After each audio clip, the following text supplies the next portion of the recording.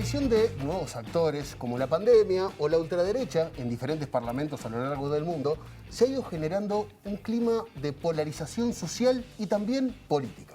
La confrontación se volvió una práctica habitual y el hecho de criticar a otra persona por pensar diferente parece ser hoy la estrategia. ¿Se asume el error o solamente se hace una oposición sistemática hacia el otro? Hoy, en la letra chica, polarización. ¿La nueva grieta?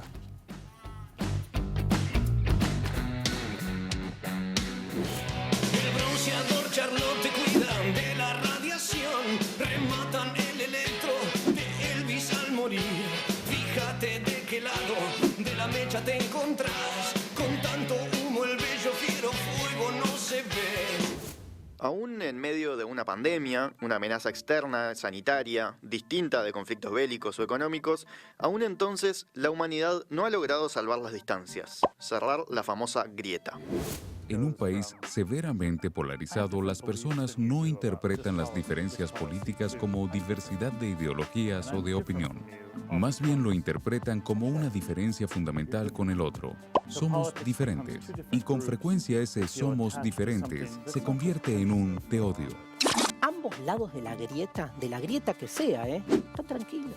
Porque cada uno sabe cuál es su rol, cuál es su propósito, quiénes son sus amigos, quiénes son sus enemigos, y no hay matices. ¿Cuál es el problema del matiz? Darte cuenta que vos, yo y cualquiera de los que nos está viendo, así como tiene cosas copadas, también somos todos una reverenda miseria. No todas las opiniones nacen iguales. Algunas son débiles o temporarias, otras son intensas o duraderas y otras se vuelven parte de nuestra identidad. Cuando pasa eso, cualquier duda sobre lo que pensamos se vuelve una duda acerca de quiénes somos. Por eso a veces ni la evidencia ni la educación funcionan. No pensamos algo, somos ese algo. Va a quedar de un lado el Frente Amplio, que ha sembrado aislamiento, y del otro lado se abre una inmensa oportunidad. Claramente, de un lado quedan los amigos de Chávez y de otro lado creemos los que defienden los derechos humanos y no vamos a guiarnos por afinidades ideológicas. Del otro lado va a quedar una mayoría de senadores y diputados de los partidos de oposición. La ciudadanía ya no va a haber dado el 27 de octubre el primer mensaje que decís, la mayoría estaba acá, ahora la tienen ustedes, háganse cargo. Here's one thing I know. If you have to win a campaign by dividing people, you're not going to be able to govern them. You won't be able to unite them later if that's how you start. Se ha politizado la pandemia, la ciencia. Totalmente, y creo que esta politización, que a partir de ahora voy a hablar de polarización, el mejor escenario es que la única polarización posible y que tenemos que entender es la del virus contra los seres humanos. No hay otra. Esa es la única polarización que me gustaría que existiera y lamentablemente no es así.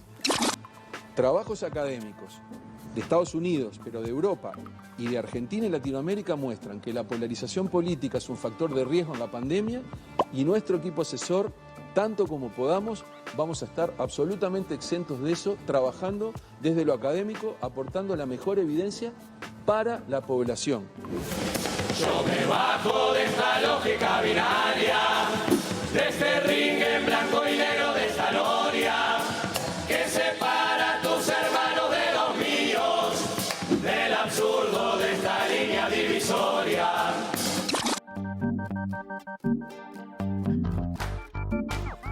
Muy buenas noches, bienvenidos a La Letra Chica, bienvenida Denise. ¿Qué tal? Buenas noches. ¿Todo bien? Todo bien. Hoy hablaba esta canción final del blanco y el negro y bueno, nos vamos a preguntar eso. ¿Qué es la polarización? ¿Por qué se producen estos desplazamientos en estos discursos y prácticas en sentidos opuestos? Y bueno, para charlar sobre esto vamos a recibir a un amigo de la casa, al filósofo Gustavo Pereira. Gustavo, bienvenido. ¿Qué tal? ¿Cómo están? Bueno, gracias por la invitación. Un placer como siempre. Gustavo, arrancamos fácil, sí, ¿o no? Sí, un tema livianito. ¿Qué es la polarización? ¿Qué entendemos por polarización? Bien, yo creo que para hablar de polarización podríamos pensar en usar una metáfora y pensar que es algo así como una enfermedad de la democracia. ¿Sí? ¿Y por qué es una enfermedad de la democracia?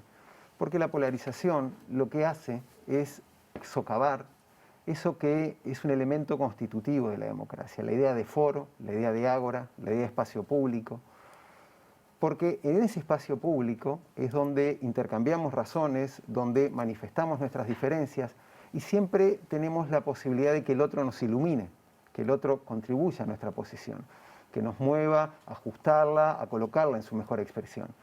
Pero cuando se dan los casos de polarización, esto pasa a ser superfluo, ¿sí? Deja de ser necesario.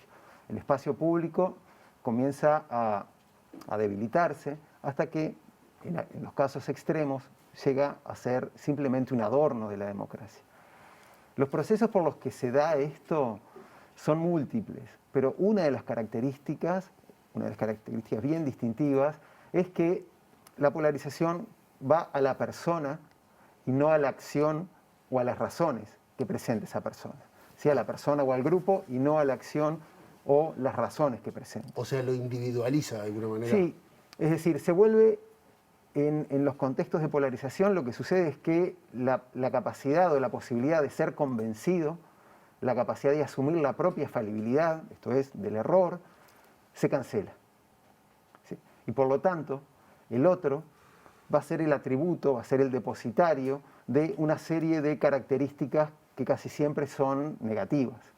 Es autoritario, es ignorante, no es lo suficientemente inteligente para entender esto. Bueno, y lo que yo hago en ese contexto entonces es imponer mis razones, ¿sí? Imponer mis posiciones.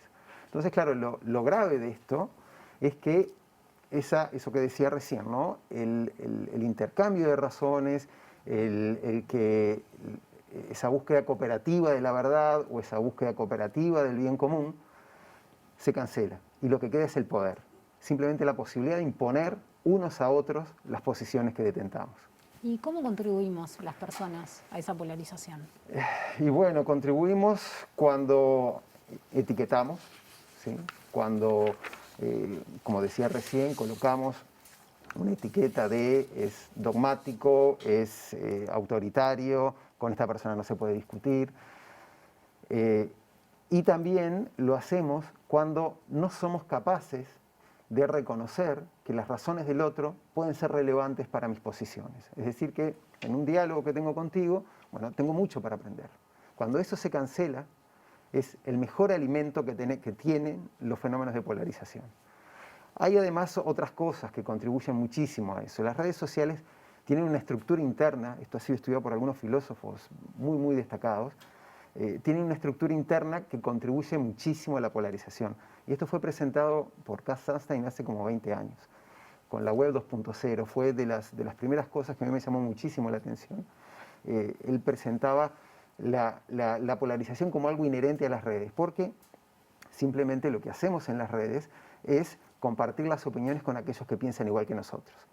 Es decir, esa idea de foro, que yo decía recién, ¿no? de foro público, en el que nos encontramos con otros que piensan distinto, en las redes se cancela.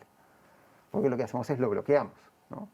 Y compartimos solamente con aquellos que piensan lo mismo que nosotros. Originalmente, esto obviamente ha ido decantando en esto. Originalmente cuando surgieron, hoy vamos a hablar con Ana Laura Pérez en un rato sobre redes sociales, pero cuando nos empezamos a globalizar, cuando empezamos a darnos cuenta que que la novedad era, estoy hablando con un tipo que está en Colombia en este momento, empezamos a sentir que nuestro mundo se iba a agrandar.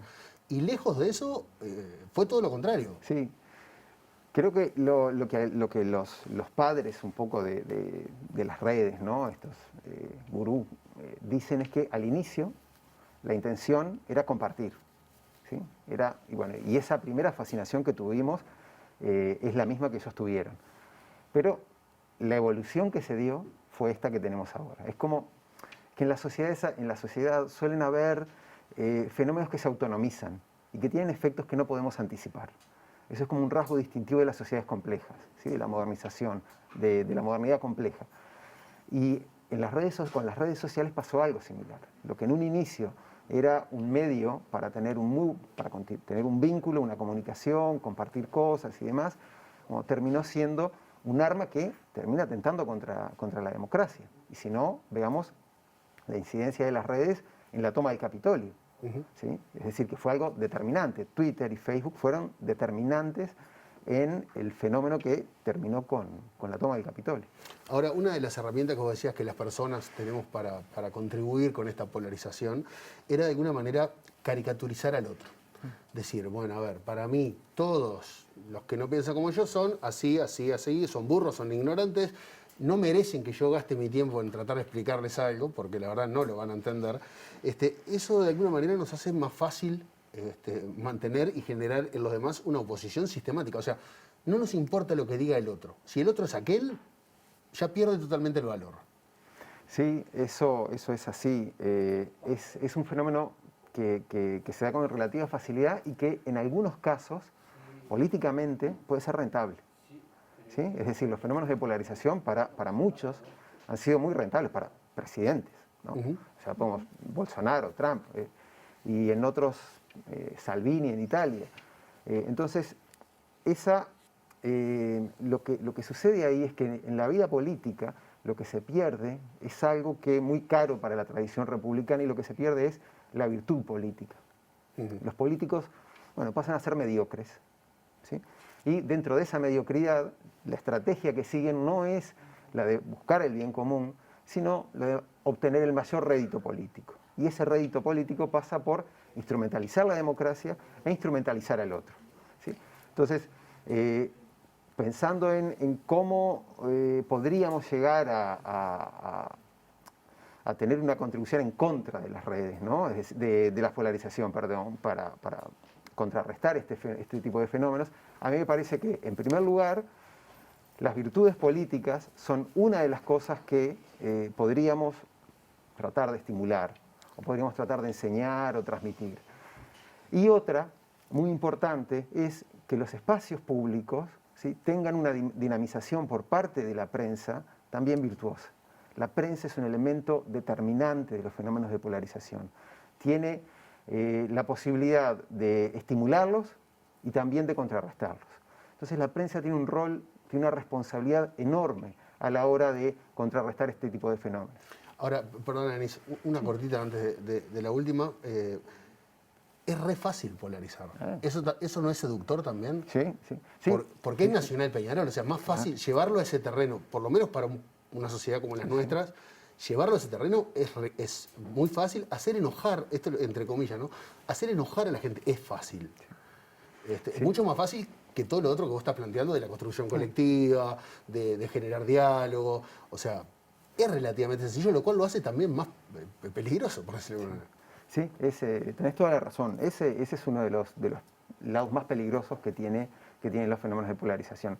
Son sumamente atractivos porque lo que podemos obtener, al menos en el campo político, es un alto rédito con muy poco esfuerzo, ¿sí?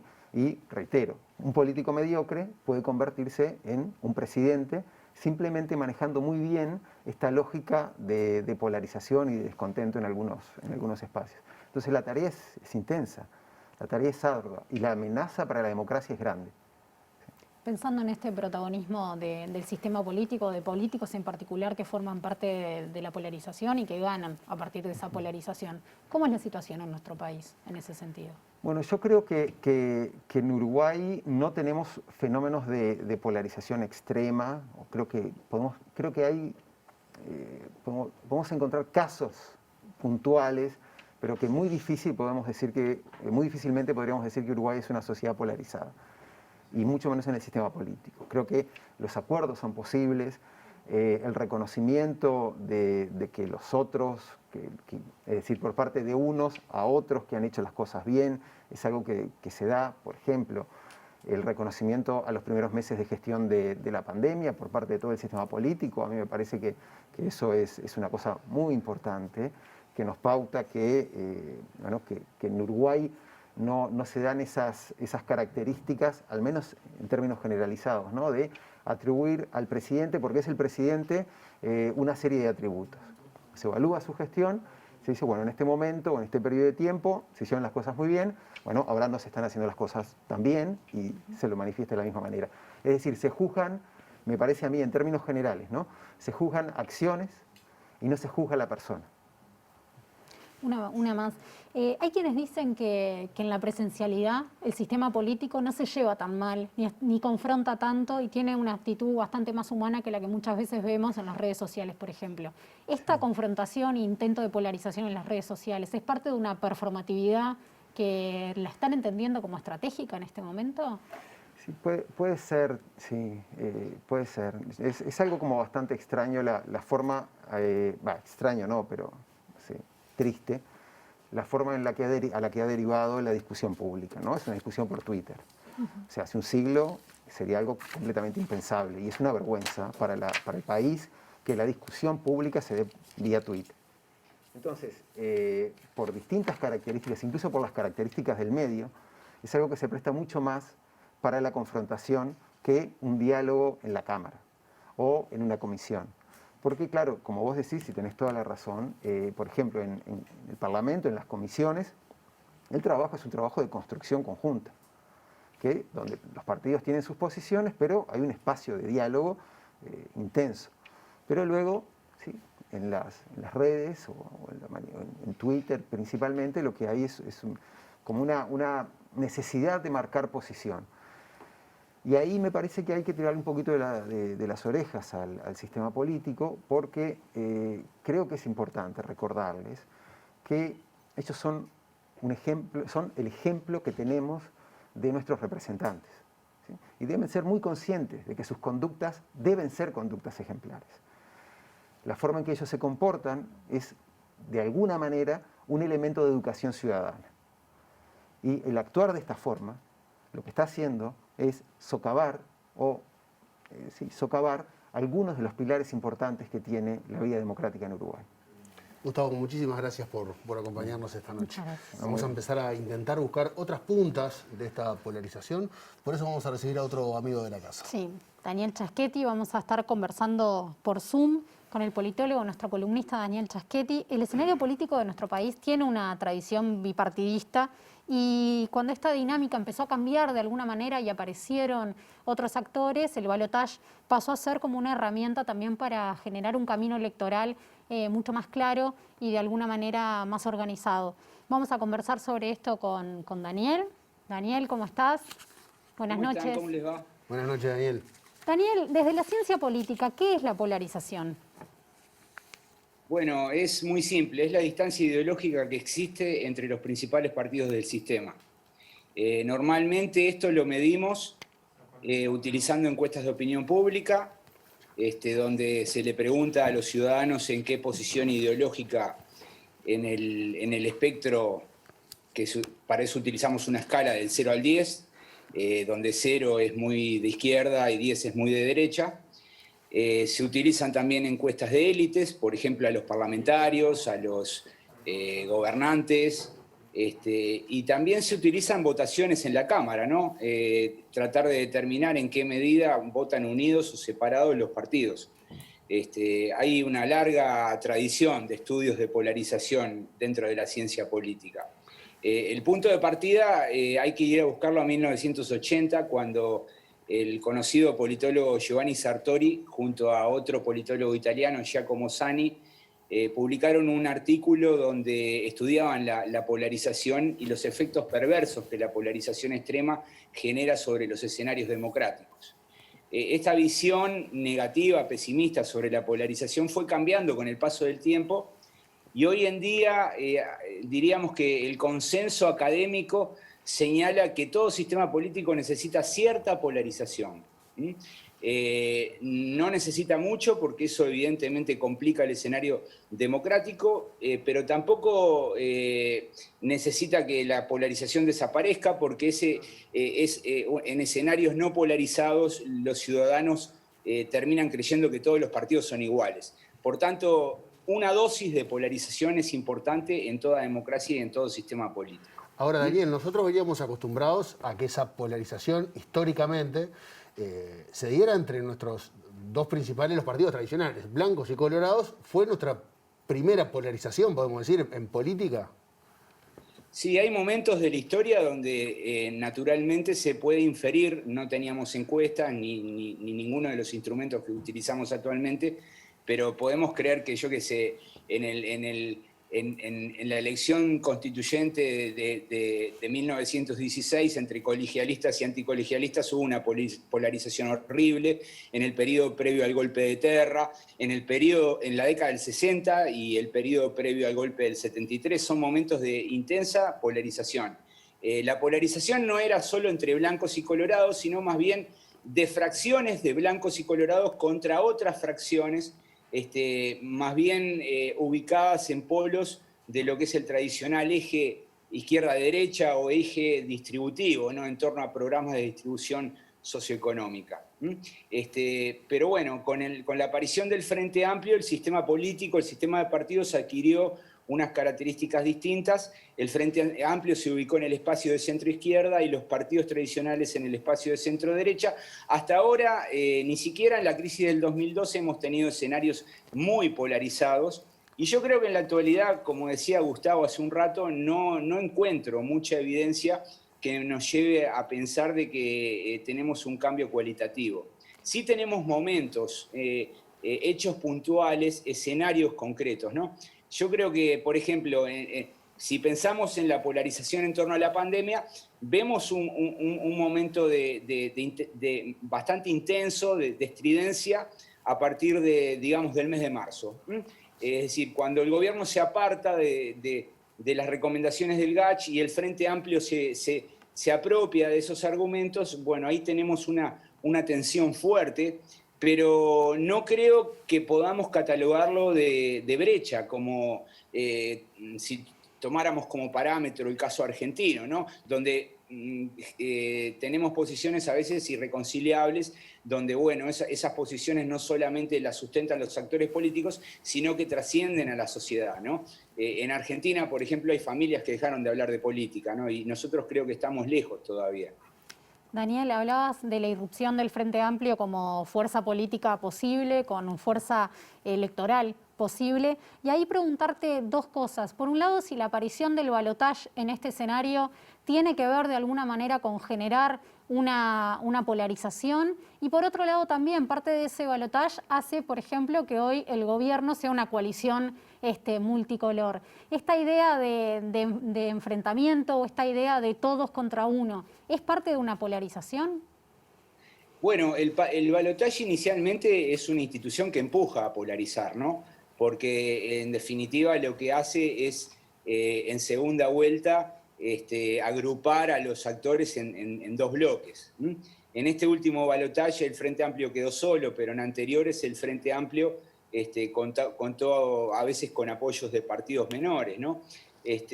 Me parece que en realidad los políticos uruguayos han manejado con cautela esos escenarios, porque son escenarios ficticios. Fíjate vos que son ficticios en el sentido de que el ganador, que alcanza muchas veces el 50%, no es el propietario de ese apoyo, porque en realidad una parte de ese apoyo es digamos que es una segunda preferencia.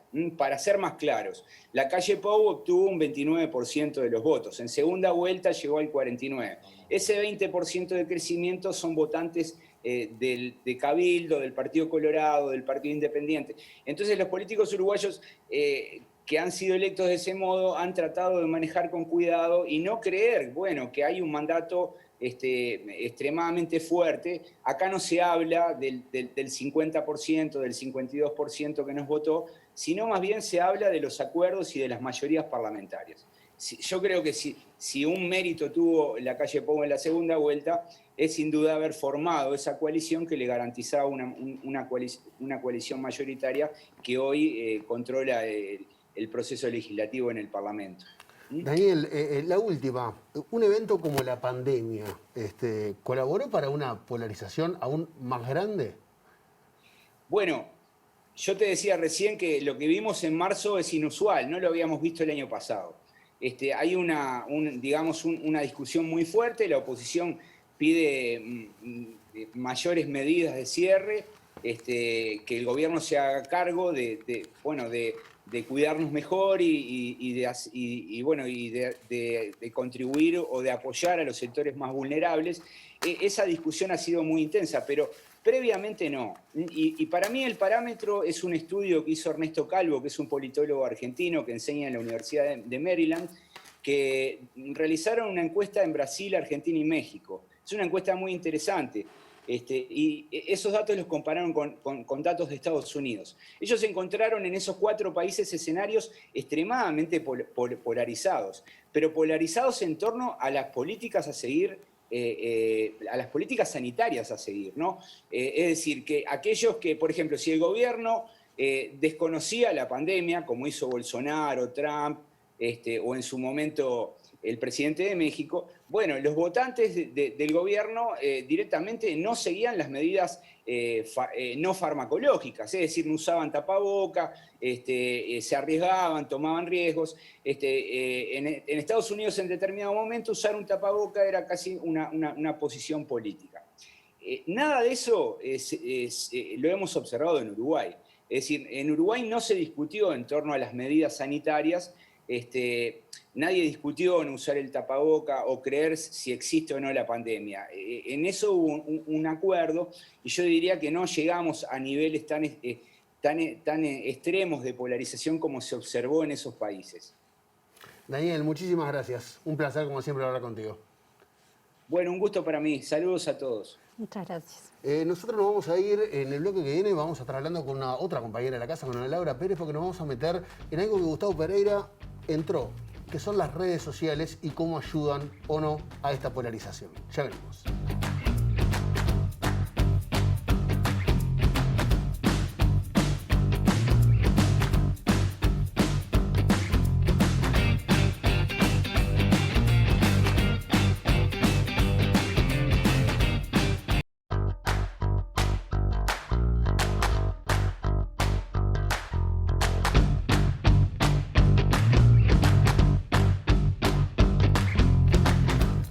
Bienvenidos a este segundo bloque de La Letra Chica, y en el bloque anterior les prometían a Laura Pérez en este segundo bloque. Les mentí, no va a estar en Laura Pérez, va a estar en el tercer bloque. Pero bueno, cosas que pasan, porque en este bloque en particular vamos a hablar de qué rol jugamos los medios de comunicación en un proceso de polarización política y social.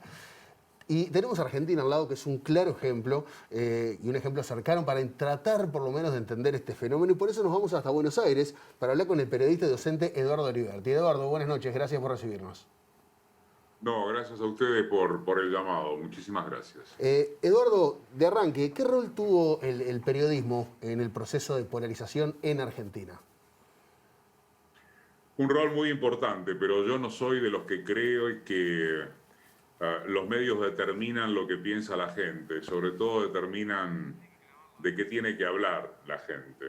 Cuando la experiencia kirchnerista es derrotada en 2015, derrotada en las urnas por apenas 2 puntos, incluso menos, 1.59, con una sociedad claramente dividida, como lo sigue estando, ya había instalado, a partir de lo que fue sobre todo el caso Nisman en ciertos sectores de las clases medias urbanas, ya estaba instalado que se necesitaba un cambio y había un caldo de cultivo con una situación económica lo suficientemente estable en términos de países como los nuestros, para poder intentar en la cabeza de algunos de esos sectores de clase media urbana, repito, para poder intentar que hubiera un cambio de gestión manteniendo las grandes líneas económicas, pero alertando y combatiendo a la corrupción. Esto fue lo que sucedió, del mismo modo en que se instaló que el gobierno de Macri era un desastre hacia más o menos 2018, después del acuerdo con el Fondo Monetario Internacional, y no hubo forma en que esos mismos medios que habían logrado empujar lo que una parte de la sociedad sintiera, no hubo forma de que pudieran corregir lo que fue la marea de votos hacia el peronismo que se presentó unido. En una palabra, yo no creo que los medios determinen cómo piensa la gente, sino que se montan en determinados caldos de cultivo social. En este mismo momento, Yo escuchaba que antes hablaban, por ejemplo, de la influencia de las redes sociales. En este mismo momento hay algún caceroleo acá en Buenos Aires contra la pelea que hay en la justicia a propósito de si tiene que haber clases en la ciudad de Buenos Aires o no, frente a la situación pandémica. Y vos escuchás a los medios de la oposición en este momento y parece que hubiera una guerra de hordas que se precipitan para insultar al gobierno porque prohibió las clases presenciales acá en Cava. Y lo que tenés son los mismos barrios de clase media de siempre, caceroleando de la misma manera durante algunos minutos. Hay algunas encuestas incluso que son pagadas por la oposición que revelan que hay una cantidad de ciudadanía favorable a la suspensión de las clases. Es una sociedad partida, es el empate hegemónico que hay en Argentina, te diría que desde el fondo de los tiempos. Lo que se llaman los proyectos nacionales populares no terminan de imponerse sobre los llamados oligárquicos, los oligárquicos no terminan de imponerse sobre los llamados nacionales populares, y por lo menos lo que hay en la Argentina es una disputa política. Por lo menos hay una situación de empate, pero no hay novedad. Acá no hay novedad. Ahora, Eduardo, pero algo que a nosotros nos llama mucho la atención es cómo vos hablabas de medios opositores y medios que están a favor del gobierno.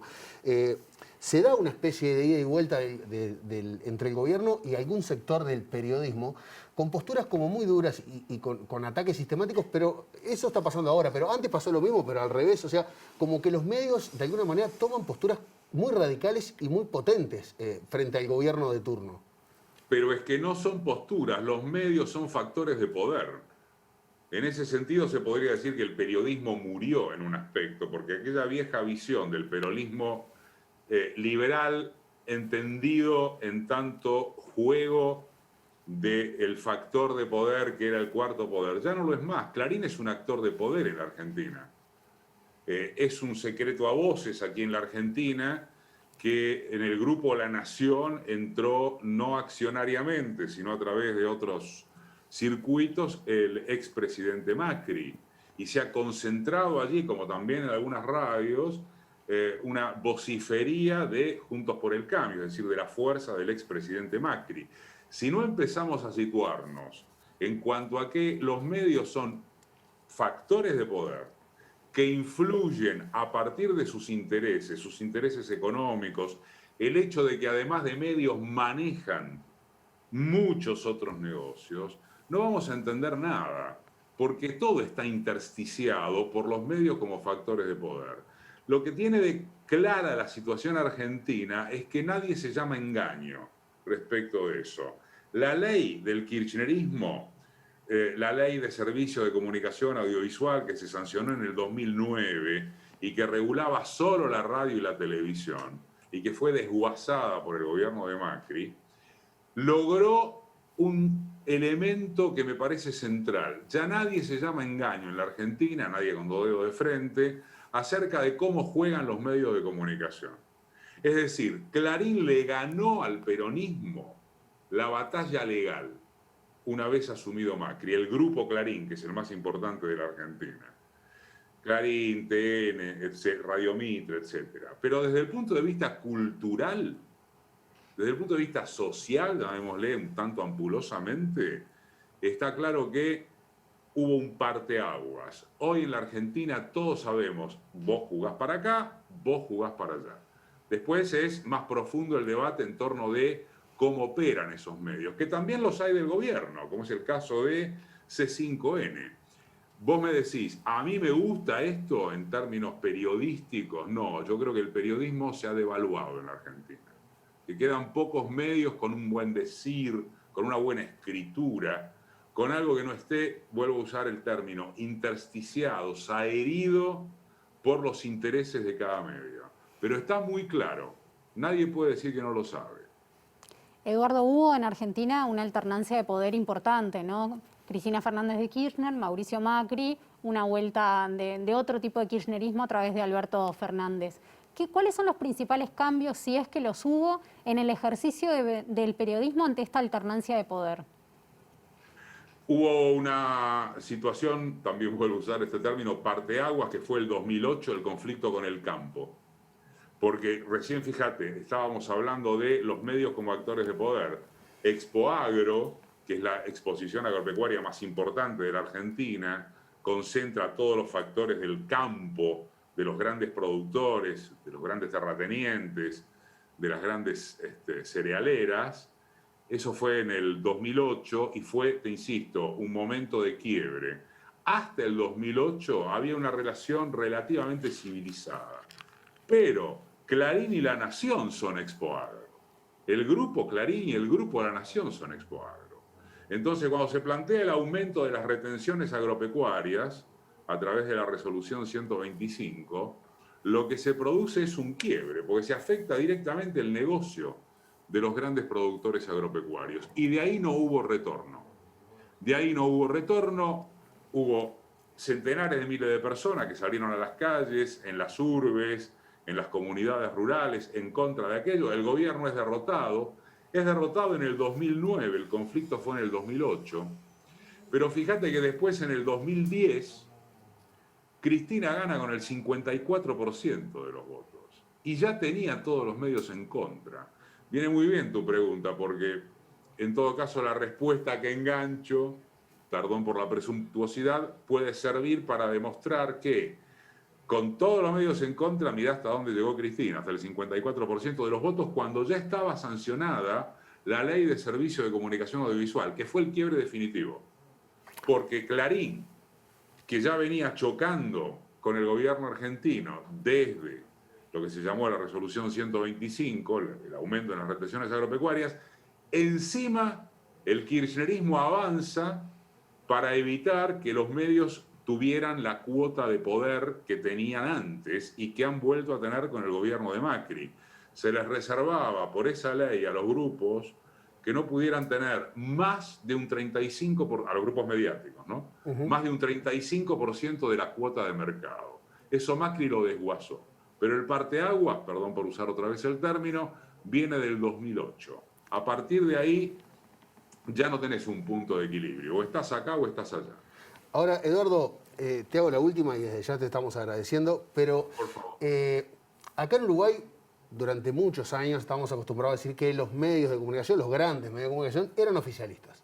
Sin importar quién estuviera en el gobierno, siempre de alguna manera acomodaban el cuerpo para caer de ese lado. Las cosas han ido cambiando, ahora estamos en otra situación, pero como vos lo estás planteando, da la sensación, por lo menos, que en Argentina lo que no hay es vuelta atrás. A un periodismo más como lo podemos entender o como se puede entender correcto. O sea, porque viste, son grupos de poder que están estrechamente vinculados con la política y de ahí es muy difícil volver. No, efectivamente. Yo creo que no hay vuelta atrás porque la disputa es política. Mientras la disputa sigue en este terreno, es muy complicado entender otra cosa. Ustedes tienen otra historia, en un sentido más republicana, si querés. Pero acá lo que se llama la grieta, lo que tontamente se llama la grieta, que fue un término que inventó un periodista, la encontrás desde 1810, la encontrás entre unitarios y federales, la encontrás en el radicalismo personalistas y antipersonalistas en la década del 30, la encontrás en el peronismo y el antiperonismo, la encontrás en el River Boca permanente. No hay vuelta atrás. La buena noticia, o hagámosla al revés, para terminar exprimentemente. La mala noticia es que no parece haber vuelta atrás. La buena noticia es que a la par esta es una sociedad muy movilizada, muy callejera, no la llevás de las narices. Lo voy a decir con todo respeto y que se entienda bien, y lo cito al propio Mujica. Cuando le preguntaron por qué hubiera pasado aquí de haberse llevado de las narices y a la cárcel a Lula, como se lo llevaron, a través del lawfare, a través del juez Sergio Moro, dijo, si llegan a hacerle eso a Cristina, dan vuelta a Buenos Aires. Acá no se jode, acá se está en la calle, se pelea, es un elemento de tensión permanente, sí, pero la política en la Argentina todavía tiene algo que decir. La política no es una palabra insustancial. Acá se discute, después uno puede decir, bueno, pero quien termina resolviendo es el tercio del electorado que no termina de estar en un lado o en el otro y que incluso, como pasó, hoy te vota Cristina y mañana Macri. Y después de vuelta a Cristina. Sí, efectivamente es así. Por eso las situaciones de empate entre, yo te diría, dos grandes minorías intensas. Es una muy linda definición, Eduardo. Muchas gracias por... Alrededor del peronismo y la furiosamente gorila, más un tercer sector que puede fluctuar de un lado al otro. Pero la política sigue en disputa en la Argentina. Eduardo Liberti, muchas gracias por acompañarnos esta noche en La Letra Chica. Un placer. Mil gracias a ustedes. Un saludo para todos. Y ahora sí, en el último bloque... Viene Ana Laura Pérez. Espero. Vamos a ver, lo vamos a sorprender. Vamos a estar hablando de lo que les avisamos, de las redes sociales y la polarización. Ya venimos.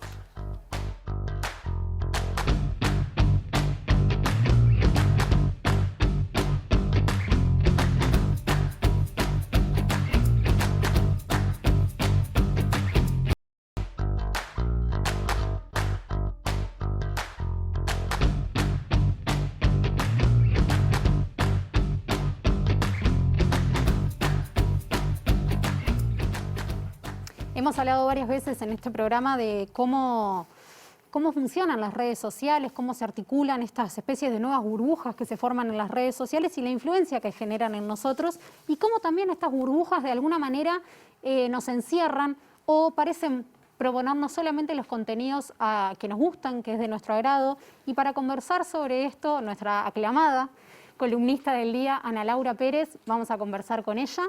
Ana Laura, ¿cómo estás? Buenas noches. Te anunciamos como 3 veces, ya, Ana Laura, por eso. Pero apareciste. Eso, por lo menos, estamos bien. Estamos bien.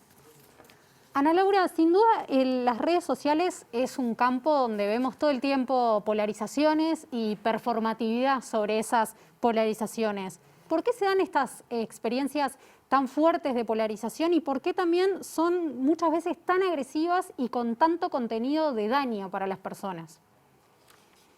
Creo que eso se da por una serie de factores que colaboran con un aumento de la polarización y que ocurren en otros entornos, pero que en las redes sociales están todos juntos. Hay un primer punto que es que no estamos en el mismo, vos decías, Denise, más temprano, no estamos en el mismo lugar. No hay presencialidad, digamos, no vemos la cara del otro, y eso deshumaniza. Y por ende el otro se ve reducido muchas veces a sus opiniones y no es un ser humano y no tiene una serie de atributos que lo humanizan y no le diríamos al pariente pesado en un cumpleaños las cosas que le decimos a alguien en redes porque piensa diferente.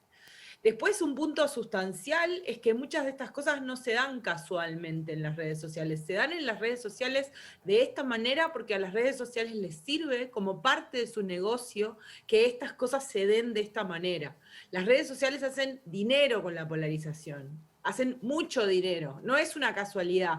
Yo los escuchaba más temprano y coincido con que a veces los fenómenos se dan hacia un lugar que no está calculado, pero en el caso de las redes sociales puntualmente esto no se dio como fruto de la casualidad, al menos no en una segunda etapa.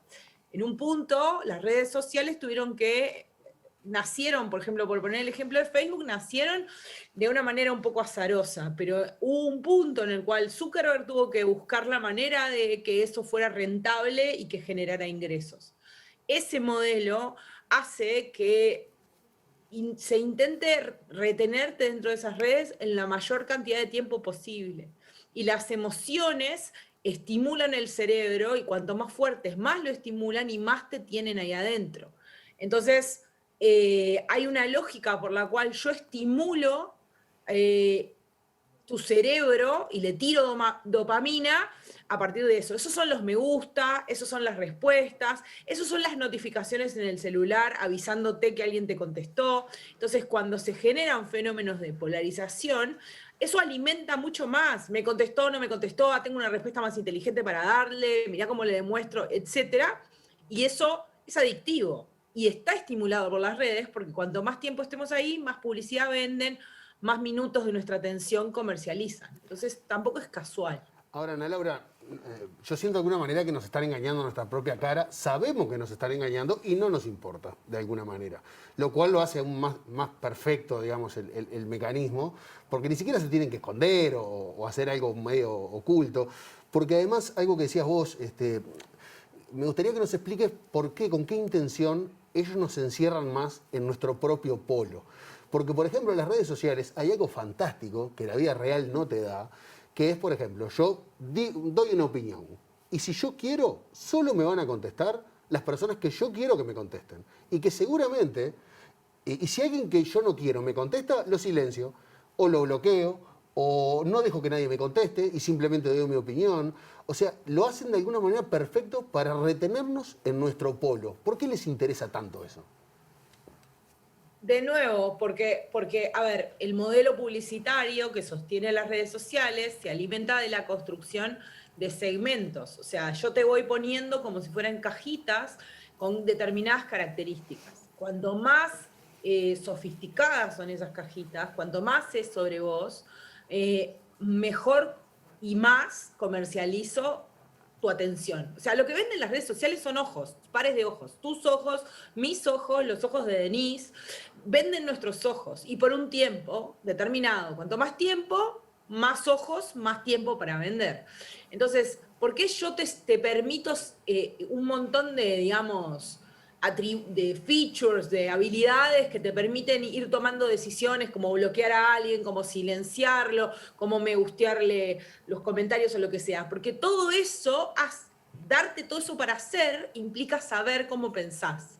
Cada vez que bloqueas a alguien, yo puedo averiguar qué cosas te producen rechazo. Y en función de eso, no solo no mostrarte cosas que te producen rechazo o sí mostrártelas, podemos ver que después también la ira es una emoción que genera mucha atracción, sino que además de poder hacer eso, mostrarte contenido para mantenerte más tiempo, además puedo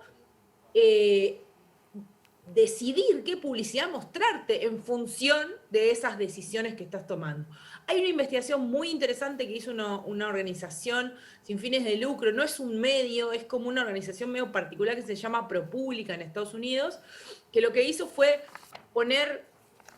pedirle a la gente que se pusiera en su propio navegador un softwarecito, un ejecutable, que se pone para leer la publicidad que les aparecía en la navegación de Facebook. Y vos ahí podés navegar, es muy interesante porque vos podés hacer el experimento, después pasamos el link para las redes sociales para que la gente pueda jugar con eso.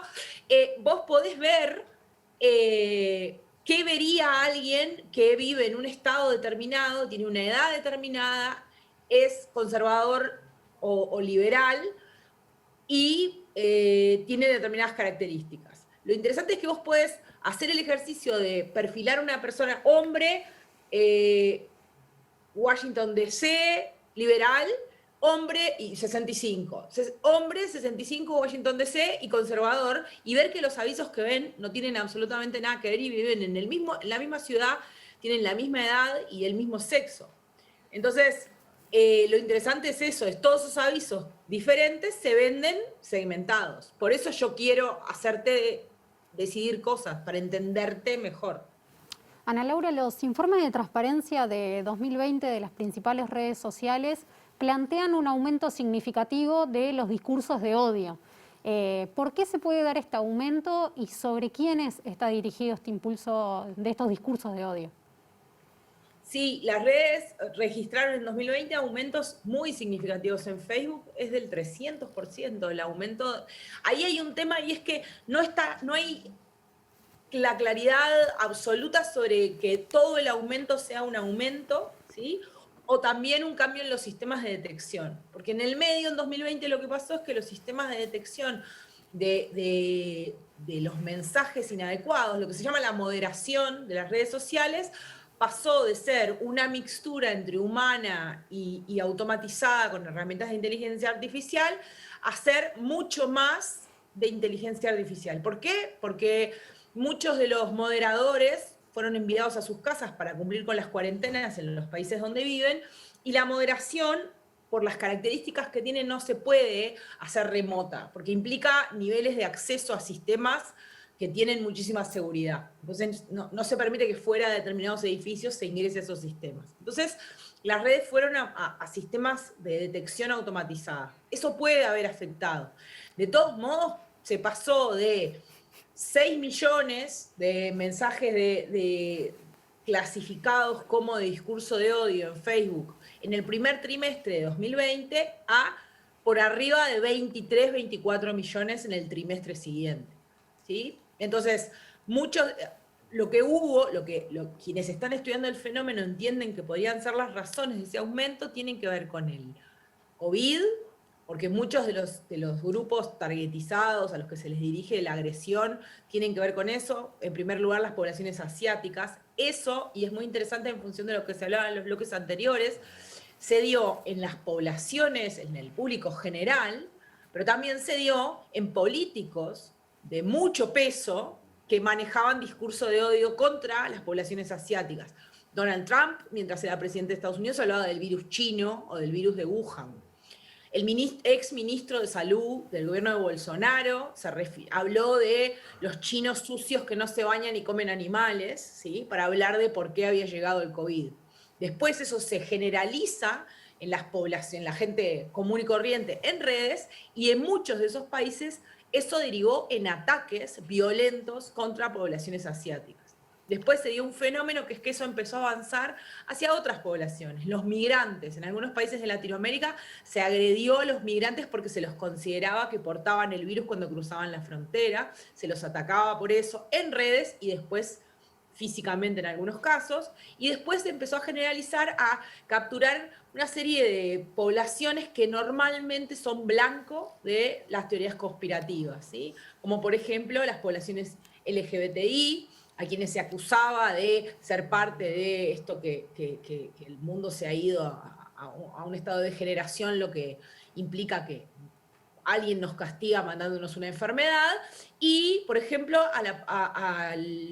a la religión y la etnia judía, a quienes en general se acusa de ser parte de conspiraciones, se habla de Soros, etc.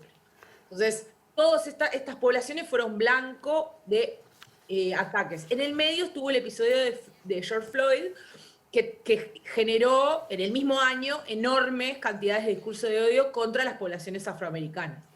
Ahora, Ana Laura, la última. Hay una...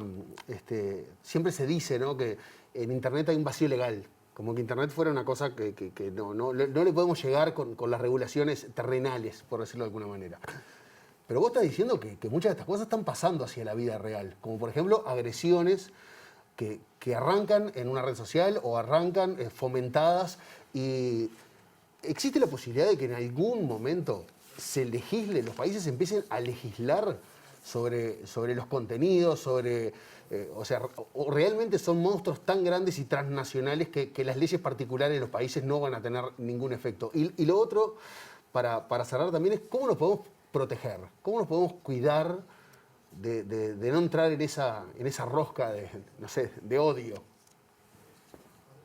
Sí, respecto de las leyes, lo más triste de todo es que esas leyes ya existen. Muchos de estos, digamos, delitos, crímenes, están legislados.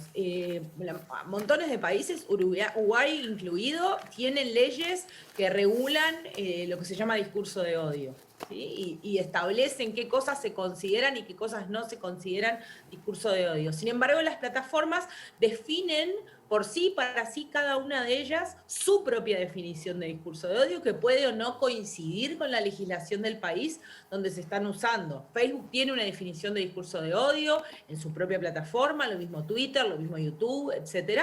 Y no necesariamente coincide con la definición de la legislación uruguaya o europea o norteamericana. El problema, sobre todo, más que la legislación per se, son los criterios de aplicación.